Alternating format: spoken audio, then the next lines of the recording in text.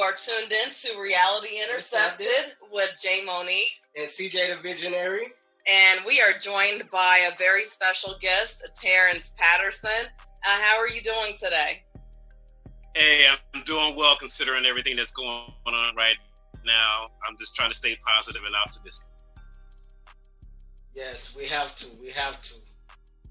Oh yeah, definitely. Yep. It's a coronavirus or COVID-19 is definitely affecting people all over the globe.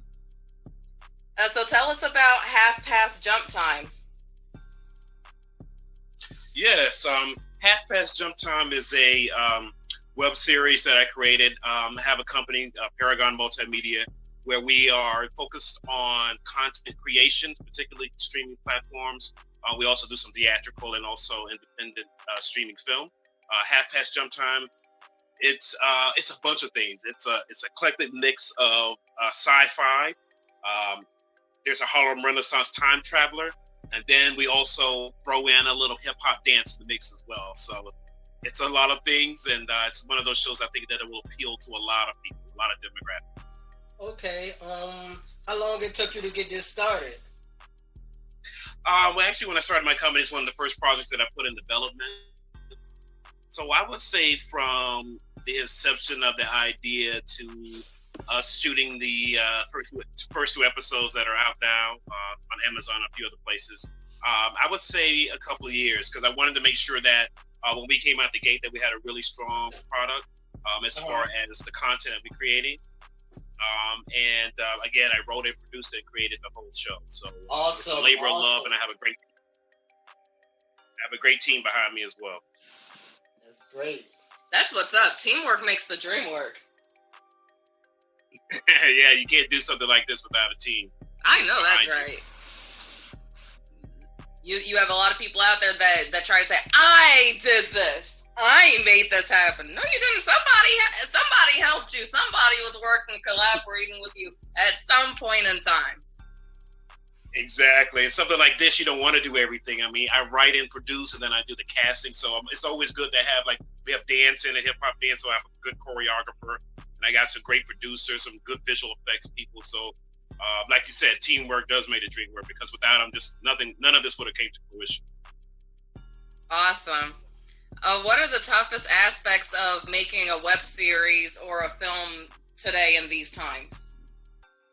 I think getting people's attention, because there's a lot of things that can take people's attention away from your show. You just got to make sure that you have something that people want to spend in my shows 10 to 20 minutes watching a web series episode, because they could be doing a million other things. So literally you're fighting for eyeballs and for viewership. So for me, I think that's the challenging, is just making sure that your products and the show stands out, so that people it can get exposure and people can start to watch it, and then word of mouth. I mean, that's the best. That's really what I'm leading up to, is just getting a good product out there and getting the word of mouth out there. That's the biggest challenge. Okay. What project are you working on next? The next project I'm working on is a project called Gemini Dark. Is with a intergalactic spy who crash lands in Brooklyn. She has some special powers, and she is stuck here on Earth, and she has to live her life out in Brooklyn.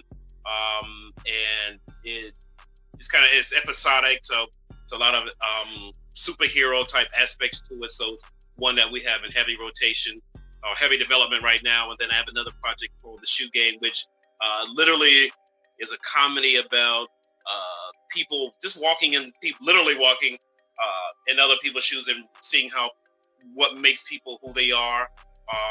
And it's a really light comedy that I put together and have a great team helping me finish developing that will probably be the next production that comes out, after we get through this major thing we're going through now with coronavirus. So it's the next thing that's going to be in the plate once we get over this thing. But Half Past Jump Time is definitely the first production that I'm really focused on right now. Okay, cool. I'm looking forward to seeing it. Yeah, thank you. Where can we watch a Half Past Jump Time? Yeah, you can actually catch it on Amazon Prime. You can catch it on Facebook for Half Past Jump Time. You can type it in the search bar, or the handle for it is Half Web, WEB. You can watch it on Vimeo, and you can also watch it on YouTube. We have the first 2 episodes. The first one dealing with the 1920s time traveler and her decision to come and to contemporary New York, and the second one focuses on her niece, who she's trying to reconnect with. The story is really about family, hope, and opportunity. Just 2 women at different time periods just trying to live their life. Okay. Sounds very interesting. Yeah, it's definitely interesting, and there's a major difference between like the 1920s and today. That's literally like 100-year difference right now. Yeah, correct. And you know what? That's so funny you say that, Jay. When I was doing research, I thought, like you said, I said, hey, there's going to be a lot of differences in the way that people move, the way society and people conducted themselves in Harlem, being, like you said, 100 years ago and now. But when I started doing some more research, there seems to be a lot of similarities, particularly in the time period. Like, now that we're possibly going into the recession, we're probably already in it. We just don't know yet. And that's kind of what happened then. That's what happened in that time period as well. And also you have jazz, which was a big influence in the 1920s, and you have hip hop, 2 major African-American musical genres that we invented or had a big part in the origin of them, comparing both of those as well. So there is an overlap, and there are some differences, but there are a lot of similarities in the way that, like now, people don't know where they're, if they're going to have a job or where the next meal is going to go. So this series, unfortunately, is kind of appropriate for what's going on now, because it's contrasting what happened in the 20s and juxtaposing that to what's happening now. Great timing. Yeah, definitely. Yep, it's time, and it was actually by accident. I mean, I just focused on those 2 eras, and then now it's just coming to fruition how it's just kind of appropriate for what's going on now. So that's what I want audience to actually kind of take away from it, the similarities and also the differences of living, from 120 years ago to now. Okay. What advice would you give to new filmmakers or content creators? The advice I would give them would be that there's really no limitations in what you can do. If you have an idea and you have a laptop, and you have either a camera or some friends that can help you out, there's nothing that you can't create. You may have to scale it down as far as if you don't have a budget, or if you have a small budget, or if you have a medium budget, or if you can get some investors going. But there's really nothing that's stopping you. If you say you want to create something as far as a web series or a short film or something, there's really nothing stopping you but you. Even in this time, there's things that you could be doing. If you had that idea before everything happened, now's the time. If you're home, you can start writing the outline for that. That's kind of the advice I've given. There's really nothing stopping you, especially now when everyone's hungry for content. You just got to make sure it's good quality content, but everybody's hungry for something that they can put in before people, especially now as a distraction, maybe possibly from what's going on. So that's what kind of advice. There's nothing stopping you. If you have an idea, you can make it happen on even the most minimal budget.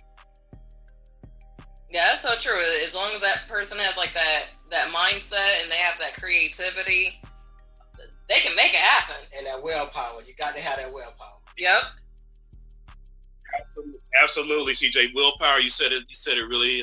That's a good statement, man. Because without that, you can have a great idea, but if you don't have willpower and the perseverance to get it done, it's just it's just a good idea. And ideas are really not. If you don't make them fruition, they're just dreams, really. What was the most difficult part about making this web series? Well, Jay, to really tell you the truth, the most difficult part for me would be, since it's a female-driven show, which for me as a male writer, male producer, director, gonna be a director hopefully one day. It was sometimes hard getting into that headspace and just knowing that I had the character down. So I definitely have been actually reaching out to some female writers to help me. Since the show was female-driven, I think it would be just more than appropriate to have women behind. There's definitely a women director behind the scene and editor. So I definitely want to get some more voices in my small writing room that I'm going to have for the show. But yeah, that. Okay, give us some insight about your grandmother. Yeah, so the origin of the series Half Past Jump Time stems from my conversations with my grandmother when I used to visit her when I was a kid living in Florida. Her life here in New York, even though it was less than a year, it left an adult, 60 years later to tell me those stories. So that's the genesis of the story, and any insights on her will come through one of the characters that I kind of modeled after, Bronx. So I guess clear receptions. You're in the BX? Yeah. Yes. Yeah, that was Jay. I'm in the BX, absolutely. What you know about you Yes, I know about Co-op City. I'm actually near Fordham University. That's where I'm at. Oh, stop it! Yeah, I used to live there in Co-op City. Are you from the Bronx? I'm from the Bronx. Oh wow! But one of my oh wow, that's a small world. One of my first places I produced here in New York. Two of my actors lived in Co-op City, and actually one just moved to California, trying to become an actor. Awesome. Yeah, that's definitely a small world right there. Yeah, I know Co-op City well. I lived in Brooklyn for a long time as well, probably about 7 years of living in Brooklyn. But I do love the people in Bronx. They're always very open and very honest. Yep, that's definitely true. Yeah. How has the coronavirus impacted you or the film industry? Sure. As far as the coronavirus is concerned, we were already set to go with episodes 3 through 6, and we had to put a stop to it, because can't gather in large groups, and everybody, just wanted the social distancing, so can't meet to do the show. So I'm just thankful that everybody's healthy right now, and I'm just checking in on everybody. And once everything in the U.S., they will start production again. But it's affected, even major productions for a lot of networks, a lot of shows. You won't get to see the endings of some shows, so it's kind of serious and the impact. And it was really immediate too, like everything else. It just happened really fast. Yeah. Wow. What is the vibe like over there in New York? Because I used to live up there myself. Like, the streets are usually busy even up until the middle of the night, especially like around Manhattan, Times Square, and things like that. Exactly. You wouldn't even recognize it, Jay. It's like it's really like seeing The Walking Dead. Like, it's just a ghost town. Like, very few people. I haven't really been in the city in like 2 or 3 weeks, just because you can't really go anywhere. No social gathering, no social distancing. So and even here in the Bronx, it's really like desolate. Like, if you go to the corner bodega, there's usually like sometimes 10, 20 people in there. Depending on the day, there's nobody in there. I usually am the only person if I go in the morning. So it's bad. Oh wow. Wow. It's changed life. Yeah, it's changed everybody's lifestyle like overnight. Yeah, definitely did. It's crazy how this virus just like came over and just took over everything, like put everything at a standstill. Yeah. I mean, it makes you kind of examine your life. You're like, even just from just going outside and how you interact with people, when people off and all, you're touching people. It just really trying to change how we live, really. You ain't got to tell me. I stay in the house. I don't go nowhere.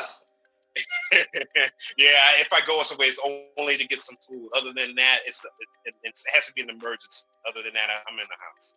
Yeah, you sound like us right now. We only leave for essentials like grocery shopping or to get food or something. Yeah. Other than that, it's a no-go. Yeah. Like, I look at people so differently now. Like, before, it's like the basic stuff that maybe we kind of took for granted and didn't realize it. Like, just simply going out in public, saying hi to people and buying what you need and going about your business and socializing. Now it's like, I'm just looking at people like, yo, do you got it or do you don't? I don't want to find out. So I'm just going to go about my business. Exactly. And then having to wear gloves everywhere. It's like you go to the grocery store, you pick up something, you don't know who picked it up before you. It's those things you have to think about. It's really kind of crazy we have to think about that stuff. And we never had to think about that before. When we used to go to Walmart or Winn-Dixie or any of the grocery stores, you just grab your cart and you just start throwing stuff in the cart when you go inside. Now you grab your cart, you're grabbing wipes to now wipe down the cart and things like that. Like, who used this before me? Yeah, you got to think about your every move. Every move when you're outside, you got to think about what am I touching? Who am I? What am I going to be bringing into my house? So yeah, it's kind of great. Yeah, but we'll get through. Oh yeah. I definitely think that we'll get through this.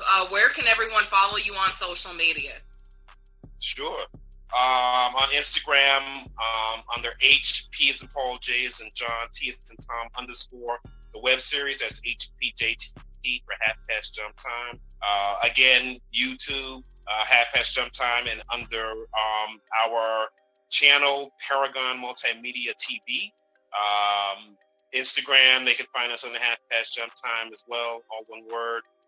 And also Vimeo and Amazon Prime, and also Facebook.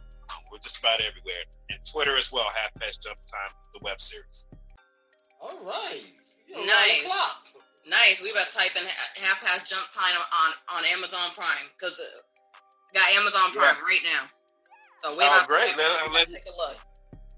All right. Yeah. Please let me know what you think. I definitely like some feedback. Just because you definitely want to part of the target audience that I'm looking for. Young creative who just wants to look at some good content.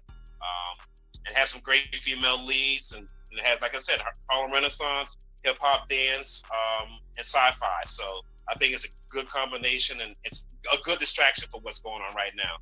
Yes. Well, Terrence, it was definitely a pleasure having you. I definitely look forward to interviewing you again in the future, in the near future, especially after all this is over and we can get like that, I guess less drama and more clearer, Exactly. Meet you. Exactly. Yeah. But hey, CJ and Jay, thank you guys for having me on your show. I really appreciate it. And thank you for taking the time out to talk with us and chop it up with us.